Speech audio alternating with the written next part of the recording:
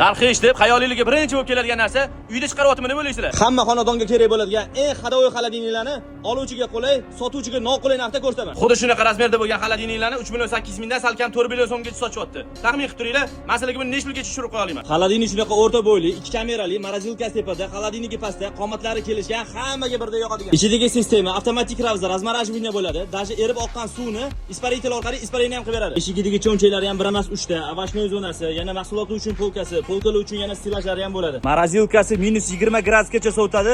Shuning uchun ham ichidagi polkasi plastikda emas, temirda qilib qo'yilgan. Sovutish ob'yomi 170 litr, muzlatish ob'yomi 41 litr. Shunaqa mestitilniy bo'lishiga qaramasdan, bor yo'g'i 1 yil rasxodi 215 kilovat rasxod qiladi. Va albatta shunaqa regulyatori ham bo'ladi.